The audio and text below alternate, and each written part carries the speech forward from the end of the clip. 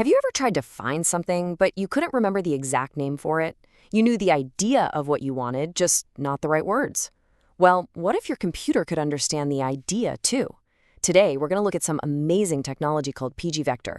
It's basically teaching old databases how to understand what you mean, not just what you type. Let's dive in. We're going to break this down into 5 simple parts. We'll start by imagining an old library that only gets keywords, and we'll end up with a super smart system that pretty much reads your mind. So first up, let's talk about the problem we're trying to solve. Picture yourself in a huge library, but the librarian, well, they're a little basic. This is kind of how most computers used to think. This slide just nails the problem, right?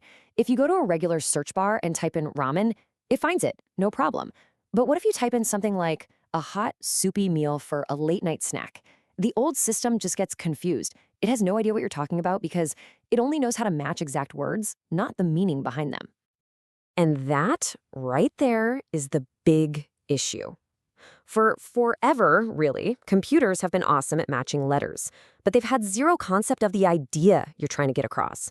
A computer would never guess on its own that a coat and a jacket are basically the same thing. You'd have to tell it. So how do we fix this? Well, let's bring in the hero of our story, pgvector. This is the tool that gives our old, clunky library a massive brain upgrade. And here's the really cool part. pgvector isn't some brand new, super complicated thing you have to learn from scratch. Nope. It's just an add-on, kind of like an app for your phone, but for a database called PostgreSQL, which, by the way, is one of the most popular and trusted databases out there that tons of companies already use. Think about it like this. Why would you build a whole new house from the ground up if you could just add a really smart new room to the one you already have? It's so much cheaper and faster, and you don't have to move anything. That's exactly what pgvector is doing for databases.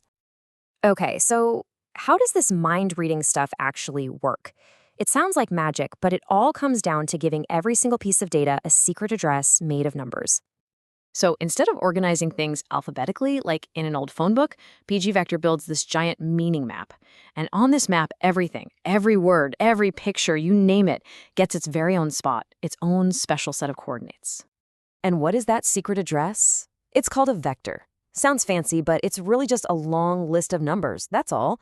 The process of turning, say, the word cat into this special list of numbers is called embedding. Those numbers tell you exactly where on the meaning map that idea lives. And what's so cool about this map is how it's organized. Things that mean similar stuff are put close together, like their neighbors. So coat and jacket would be right next to each other, all the photos of cats would be clustered together in one big neighborhood, and, really important, apple, the fruit, would be on a totally different side of the map from Apple the company. See? The map gets the context. Okay, so now we have this amazing map with millions, maybe even billions of these secret addresses. But how does our new super librarian find what you want without taking all day to look around? Right, if your search for a hot soupy meal lands you somewhere on our map, the librarian needs to find the closest neighbors to that spot. But checking every single address one by one, that would take forever. They need shortcuts. And in the database world, we call these shortcuts indexes. And pgvector gives you 3 main types of these search maps. First is the flat map. This is like the librarian reading every single page of every book in the library. Yeah, it's perfectly accurate, but it's super slow.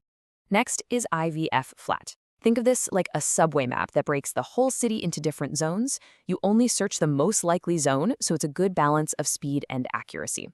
And then you've got HNSW. This one is like a super smart GPS that just instantly finds the fastest route to what you need. It is perfect for huge libraries where speed is everything. Okay, so we've got this incredible mind-reading library. Where do we actually see this stuff in our real lives? You might be surprised. It's already working behind the scenes in a lot of apps you probably use every single day. You ever wonder how a shopping website just knows what you might want to buy next? That's a recommendation engine using this tech.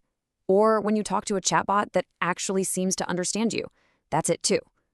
Or how about when you search your phone for pictures of cats and it finds all of them, even the ones you didn't name cat.jpg? It's all powered by this magic of understanding meaning. And believe me, this is just getting started. Right now, pgvector is making regular databases ready for AI. But pretty soon, these databases will be smart enough to adjust themselves for the best speed and accuracy all on their own. And looking further out, they're going to become complete AI hubs, doing everything from creating the map to answering crazy, complex questions internally. You know, for decades, we could only ask our computers questions about facts and data. But now that they can understand meaning, it just opens up a whole new universe of possibilities.